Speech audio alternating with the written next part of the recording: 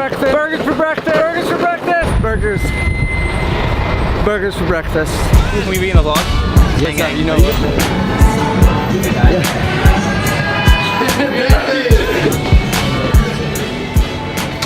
Yo. The man, the myth, the legend. Whoa, look at this production. Hey guys, how much am I allowed to talk about what we're doing here in my own video? Yeah. Nothing we're doing here is a big secret. Not right now. Okay, great. Yeah. Burgers for breakfast. All right.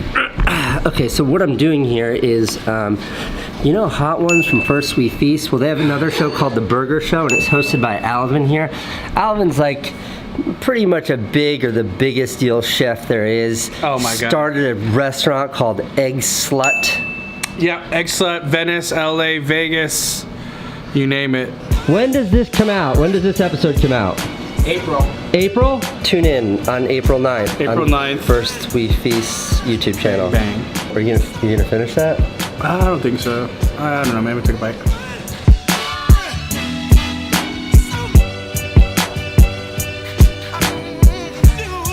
So on Sunday or something like that, I found this fantastic article in the New York Times, and the headline reads, "Wealthy, Successful, and Miserable.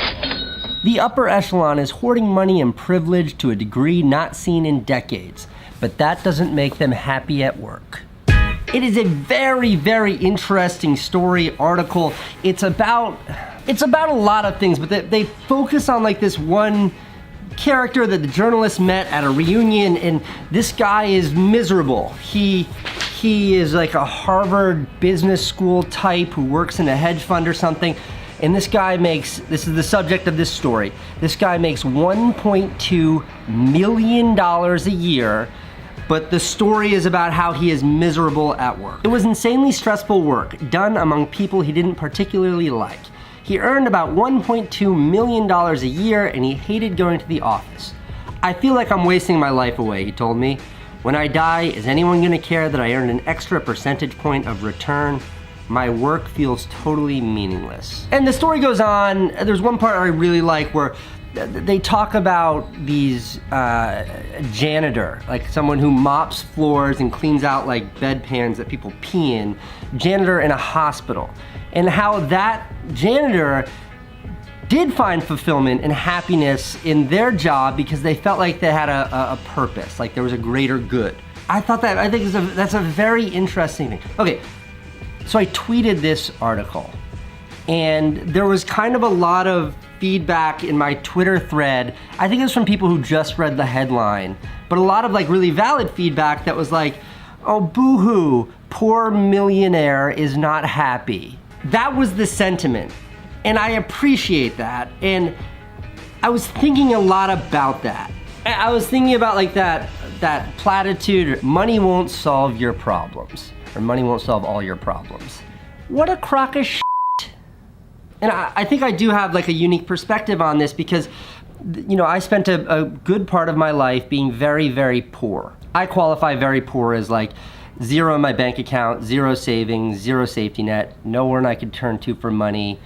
And you know, there was definitely a time in my life when my son Owen was very small, where if I didn't get free diapers and milk and money from the government, I'm not sure I could have made ends meet as a parent or as an individual. So when I say there was a time in my life when I was poor, that's what it meant. That was me then. That's what my life looked like then. This is an apartment that I was very lucky to have. This is an apartment that I lived in with my kiddo, and rent was $400 a month.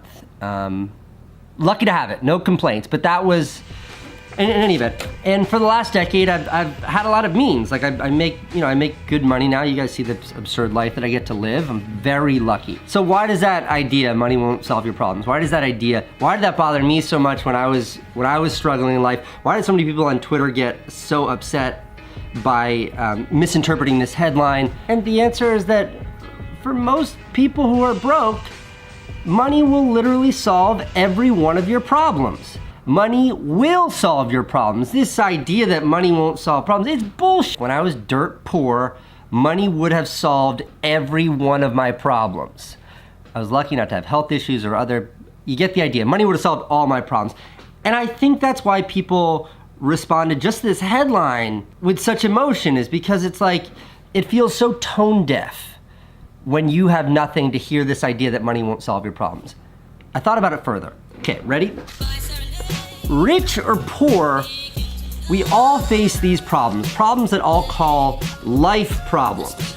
Life problems are things like finding happiness and finding love and a sense of fulfillment in your life and a sense of purpose maybe in your career, etc. These are life problems. These are problems we all, rich or poor, encounter. Money won't solve these problems. But when you're broke, on top of, and I mean that literally and figuratively, on top of these problems, you've got money problems. And money problems are things like, how am I gonna pay rent? How am I gonna pay for food? I'm sick and can't afford to go to the doctor. I can't get a job because I can't drive to work. I don't have any nice clothes to wear to that job interview, things like that.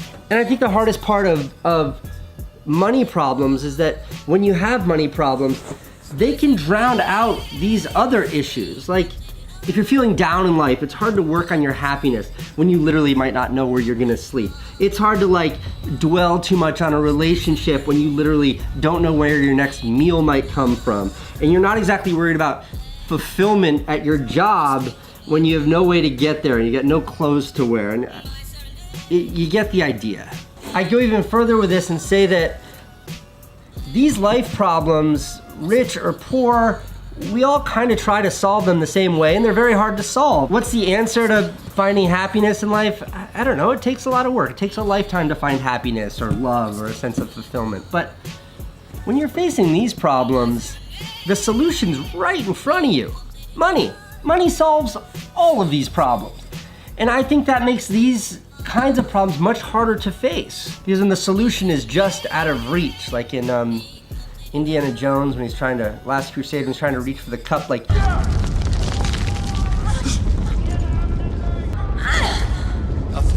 Don't, Elsa. I can reach it.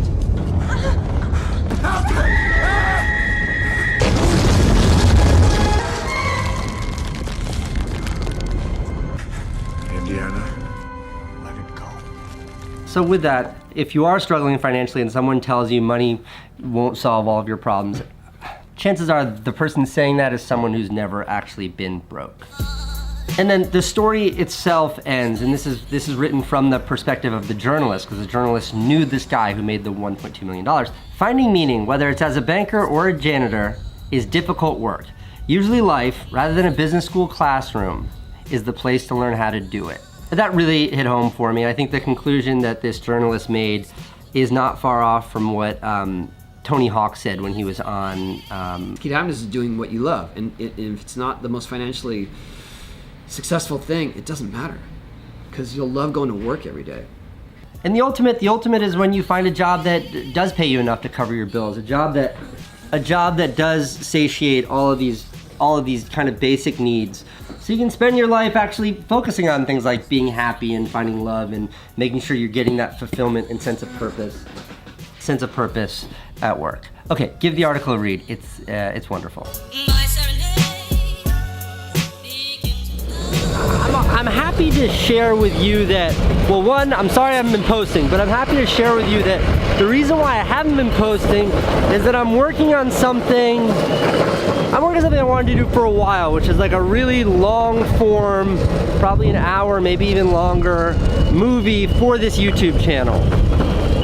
It's not like a branded thing, I'm not doing it for anybody but myself, but it is something I've been thinking about for a while, and 2 weeks ago I was like, screw it, let's do it, and I've devoted all of my energy and focus to making something that I think and I hope will be really meaningful for my channel. So if my schedule is even more irregular than usual, it's because I am trying to do something, new and big. Whoa.